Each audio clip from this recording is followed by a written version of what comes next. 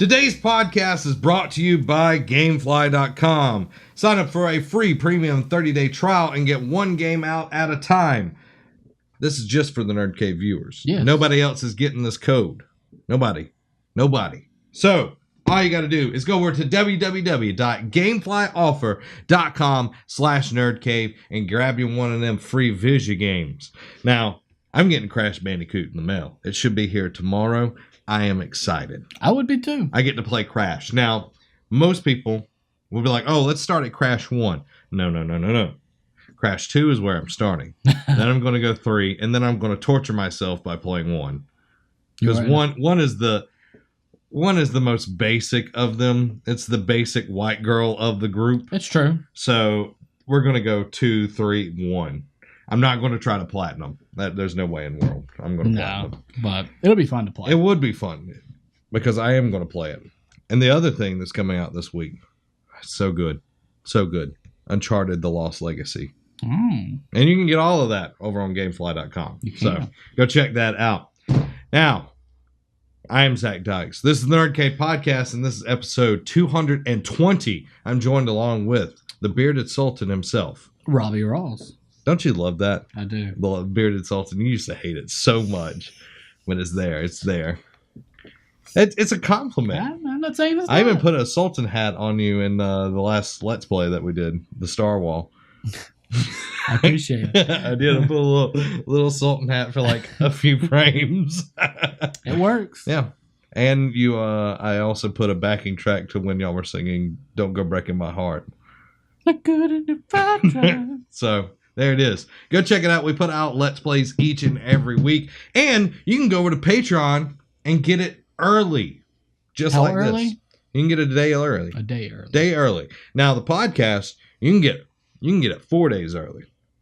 You can. You can. You can get everything early over on patreon.com/nerdcave. We've got a lot of awesome tiers. You can support us at the dollar level or higher, and you get a ton of stuff. We're one patron away from getting a monthly game night. And that's the best ones. For me, I enjoy playing the most is the community ones. We're able to play whatever with everybody. Yeah, I love getting to play with the community. It's so much fun. So we're one patron away from hitting that mark. So I'm excited. So go over to patreon.com/nerdcave. Go support us over there. You can get the podcast. You can get the Let's Plays early. And we'll be doing that monthly community game night. And if you don't have any money, that's fine. It's fine. You can go over to youtube.com/nerdcavenetwork or youtube.com/nerdcavegaming and get everything for free. You can. Just share it. That's what we like. We love when people share. Sharing is caring. That's what I think. It could be fun. You remember that commercial? It was the gum commercial. Oh, God. Sharing is caring. It can be fun. Is caring. Yeah. That's all it is. So, each and every week, Robbie drinks from the Matrix cup. He gets the knowledge from the Matrix that is the internet. And the guy is just like, oh, it's a loop. Everything. I can't remember anything about the Matrix. Other than that weird, like, orgy scene that happened in, like, the third one. And you're like, where did this... Like, the first one was so good. And then the second one was... It had that really cool fight scene with Neo and all the Andersons. No, he's not Andersons. The agent. I don't remember his name. Yeah. Agent... guy with glasses. Agent guy with glasses. Him. They had a really hard Lord time. of Rivendell. They had a really hard time picking his name. So that was good, but the rest of the movie is like, eh. And then the third one, it's like, we've got nothing. Let's put a massive orgy in this movie. And if all else fails, orgy. Throw an orgy in it. that George R.R. Martin is clearly a genius because look at HBO, Game of Thrones. It's HBO who's doing it. Yeah. George R. R. Martin. Yeah. So there you go, guys. So spoiler. If you didn't know, did you not know? You've already finished it though. No, I'm saying, we're not going to talk about the spoiler. No, okay. But I'm just saying, who would have thought this was going to happen? Yeah. Tom Cavanagh is teasing another new Harrison Wells for season 4. In season 1 of The Flash, we learned that Eobard Thawne has disguised himself as Harrison Wells. After murdering the real version following his defeat, the show introduced Harry from Earth 2. And if you haven't finished Season 4, don't read the rest of that paragraph. I have. Remember, okay. We talked about it. Okay, I'm just making sure. I'm not going to finish it. But there's been a lot of Harrison Wells in this universe, okay? There's been a one for each season. Yeah. So, a new one each season. During a recent interview with Comic Book Resources, great website, by the way, definitely should check it out, the actor revealed that Harry will still be on Earth 1 when the season begins, and the plan is to introduce another version down the line. This year we've had a different villain, and so I think there's going to be areas that we could use a different Wells. Cavanagh teased when the site asked how the show would change Wells yet again. We're going to start with Harry and then find a way, I think, to try to get a different version of Wells in there. Be it some version of Harry or whatnot as the season gaps present themselves. I mean, there is stuff that's involved with the season that we're talking about how Wells might become a different version of Wells, but I think that storyline is too far for me to give up. Now, one thing that I love about The Flash, and I love about Tom Cavanagh, is that we've actually got to see all the different sides of him, because the first time I've ever seen him act was The Flash, but Amy, on the other hand, saw him as JD's brother in Scrubs. And me, I'm like, oh, this guy's like serious, you know, there's nothing funny about him. And the bathtub scene. Exactly. Oh, bathwater, urine. Eat cake in that bathtub. So, with that, you saw Harrison Wells, the first season Harrison Wells, which was the Reverse Flash. Yes. You saw him as this very serious villain. And then season 2, we see was it Wells or Harry? It was Harry, the second season. Okay. We saw him not necessarily be evil, but he was very smart. He was on the same brain waves as the Reverse Flash, the previous season. And then we saw HR this past season, and that was so annoying until, it just became part of him. But we saw a funnier side of him. We saw a comedic side of him, which is more of Tom Cavanagh, I think, is where that's his bread and butter. But I love that he didn't start there. He started as a serious character, and we could see him coming back as a serious character if that's what's needed. But having all these different universes, having all these different Earths to pull from, I want the cowboy HR to come in. That's my personal. Like when we were talking about it, that's the one that just popped up into my mind. But I mean, he's still really smart. Yeah, but he's a cowboy. Exactly. But we still will have Earth 2 Wells. But I don't think he stays, because I think he just goes back to Earth 2. Yeah. So I don't think we're going to get him for a long time, because he's already been there. Mm-hmm. So I mean, we have infinite Earths. Yeah. That we can. Crisis on Infinite Earths. But I do like Cavanagh has been one of the shining lights of this show from the beginning, because we know how CW, DC shows are. They start off and the acting is, but they grow. Yeah, I can 100% honest, the beginning of Arrow was rough. It was rough, but the beginning of Flash, because they had already learned so much the mistakes from Arrow, that they started off a lot stronger. So it was really nice seeing. And the cast was more well-rounded and more has been in the acting industry for long amounts of time. But Cavanagh coming in, and like you said, first season being completely different than when we are now, I wonder where they're going to take it to see what other level of acting we can take. What other kind of personalities we can bring in, because we've got the super smart guy and a villain. We got a super smart guy that's not a villain, but he deals in the gray area. And then we have a buffoon, necessarily a good-hearted buffoon. He pushes people to be their best. He does, but he is a buffoon. Cavanagh went on to say that and suggest that we could see the original Earth 1 Wells somehow return despite being killed at the hands of the Reverse Flash. When considering not just this season, but it looks like the Flash I heard contractually is going to run for the next 27 years. there's room to like see what you can do with it, and it seems like an obvious one, but then I think it paints the writers into a corner a little bit because first off, he's dead. He's dead. He's dead. He dead. He dead. He dead. So it would be cool to see the original Earth 1 Wells, because that Wells was actually a really nice guy. Yeah. So he was a nice guy, and he was super smart. So it'd be cool to see that happen. I wonder if that is him saying that that's the one we're going to see this season. See, you got to think, because that takes Earth 2 Harry and HR and kind of combine them. Definitely. And that would be pretty cool too, seeing even a combination of HR and Wells. Yeah. So we get Harrison Wells then. HR Wells. Orson Welles? Sure. We're just dropping all of that. One thing that I thought was pretty interesting this week was the news of this. Star Wars Obi-Wan Kenobi standalone film reportedly in the works. I'm excited. I am so excited. We're getting Han Solo, and now this one looks like it's going to be the next one up to be recorded, to be filmed. It needs to. This is one of the stories that everybody wants to know more of. Like I saw one, it was like Obi-Wan, the high ground, because that's I have the high ground. But it just looks so like, because this is the story that everybody wants. Everybody wants to see Obi-Wan, and now because. What did he do on Tatooine?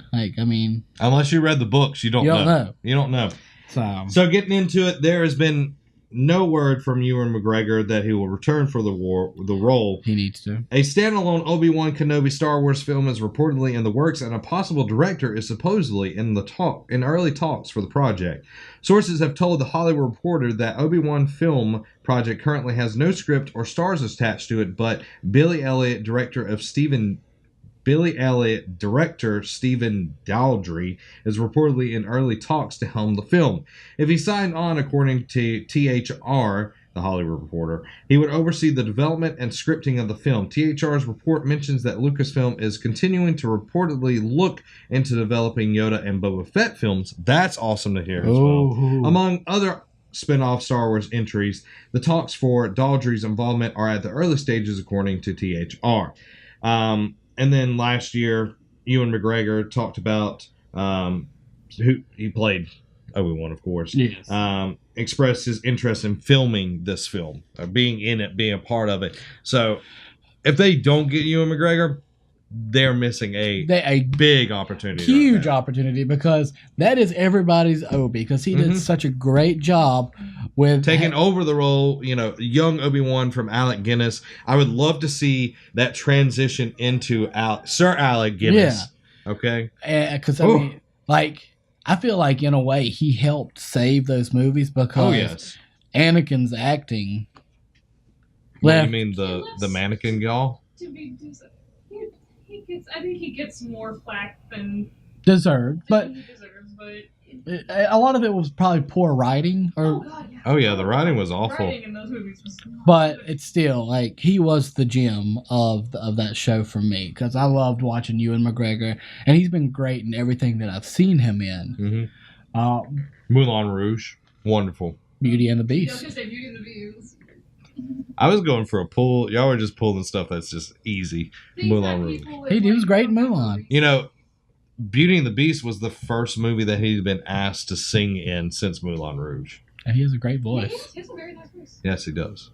I'm excited about this because we're not only getting one that I've extremely wanted, getting that just amazing film, getting to see Obi-Wan on his time in Tatooine. Because everybody's like, oh, there's nothing on Tatooine. There's a ton of stuff. If you haven't read the Obi-Wan book that has been put out, it's no longer canon, I think. Yeah, but throughout all the extended universe. Yeah, but it is so good. I enjoyed it immensely. Have you read it? I have not. You need to read it. It is so good. That one I would suggest if you're wanting to get more Obi-Wan, because it is solely focused on him and some things that go on. It is very, very good. But also getting confirmation that they're still working on a Yoda and a Boba Fett film makes me feel really good as well, because they're thinking into the future. They're hitting the Han Solo film. It's wrapping up. they're doing this one. This one's probably going to be the next one, and then I think it'll go Yoda and then Boba Fett, or vice versa. It doesn't really matter, but getting all of these is really cool. We want to know more about these characters. Yeah, we know, we don't know a ton about Yoda's younger life. No, we don't really know anything. Other than he fought a Sith Lord on Dagobah. Yeah. Boba Fett, I mean, there's a few books about him, but Yeah. But no, they're no longer they're canon. in canon. So what are they going to? Boba Fett's origin was muddled at best. Sometimes he's a clone. Sometimes he's a stormtrooper that deserted. Who knows? There was a ton of different origin stories for him, but I think picking one, and I think Disney coming out with their own way of kind of explaining where he's come from and what he's done. I'm excited. Yeah, I'm glad that Disney is investing in the Star Wars universe. Of course, it prints money from themselves, but I'm glad that they're looking past just the episodes and they're doing these. I hate the word anthology movies. I really do. I loved A Star Wars Story or whatever. That was a much better name in my opinion. But seeing that we're getting Han Solo, we're getting Obi-Wan, we're looking at a Yoda, we're getting a Boba Fett. That's saying a lot to me. I'm hoping and praying, since they put him in the Clone Wars, I hope to see Darth Bane in a standalone film soon. Darth Bane, a Thrawn, an Exar Kun. Oh. It would be cool. I don't see it happening. I do. And she just crushes our dreams. And I'm just saying, like it could, but I feel like they're gonna want to focus more on heroes. We're gonna be just like be Disney. You're gonna be Netflix. When your contract's up, you're gone.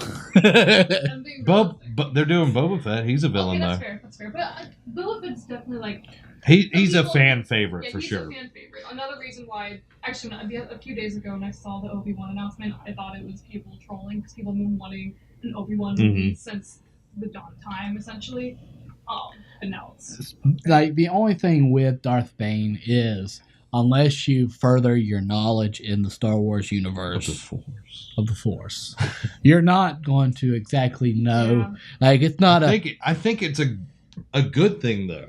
Like I think we get all of these good ones. If it has Star Wars in front of it, it's going to sell. It is, because there's a ton of people who do know, and like I would probably go see it 2 or 3 times. I would spend my whole paycheck just to watch it, over and over and over again. me and Zach. How long have you been? Which one are you on? 8. Okay, cool. I'm on 9. Let's. But it's all awesome. The next Star Wars film is going to hit theaters December 15th, and that, of course, is The Last Jedi. Oh, it's going to be good. Now, something that is bad. Oh, no. The Inhumans director reveals that Marvel wanted the show to be made quickly and cheaply. And, of course, if you've watched the trailer, you cannot deny this. It looks like dog mess. Yeah, like Marvel has been doing, really good things, and I think this is the first. This is the first mess up. The speed bump. This is going to be our speed bump. Mm-hmm. We thought it was going to be Ant-Man. Ant-Man turned out pretty good. We loved it. Yeah. But this is bad. And this is under their umbrella. Yep. Like this is not, Fox doing something with X-Men or anything like that, which has been apparently really good with Legion and all of that. But this is something that they control. Agents of S.H.I.E.L.D. is apparently pretty good nowadays and everything. But this looks awful. Ever since the first official image of the Inhumans was revealed by Marvel, fans have found fault with the quality of the costumes, sets, and special effects, with IMAX involved in the first 2 episodes set to premiere on their screens. It's been hard to figure out what went wrong, but the answer may have been revealed courtesy of the man who actually took helm of those, filmmaker Roel Renee. I guess that's how you said it. In a piece titled, "What Did Marvel Look For in Humans? Fast and Cheap?" over at CNET, the director says that he was chosen because Marvel, wanted someone who was fast and who could make a show like this for very little money. He goes on to say, "I think they liked me for the job because I was able to make action movies to shoot in a very short time or with a very low budget. Action that looks like a a big budget movie. The schedule was super tight. I had TV schedule time to shoot it with IMAX cameras. 20 days to shoot two episodes. It's nerve wracking, but I come from low budget film world, so 20 days for me is a luxury. He goes on to say there was always a Marvel executive around me just to make sure that whatever I did or whatever we did together would tie in with the other characters in the other universes, in other comics, in other series or movies. The director explains they're very proactive. These people are very passionate about their product, about the characters, and about doing the best version of everything. That kind of sounds contradictory. Yeah. I understand that they want something fast and they want something cheap, but it's either going to be good and slow and expensive. Like you can't have it all. When you put fast and cheap together, it's never a good product. No, never a good product. I mean, I hope and wish the best for him. Like, maybe this guy who works great things with less can make something out of this, but I'm scared that this is going to be Marvel's first hiccup. Mm-hmm. And because, so far Marvel's had a really good record on things with, all the movies, mm-hmm. the Iron Mans, the Avengers, Thor, all this stuff. But with this, fast and cheap, that scares me. Yeah, it does. It's one of those things like seeing the trailers, seeing just anything being filmed. It looks very bad. It looks like a rush job on any of it.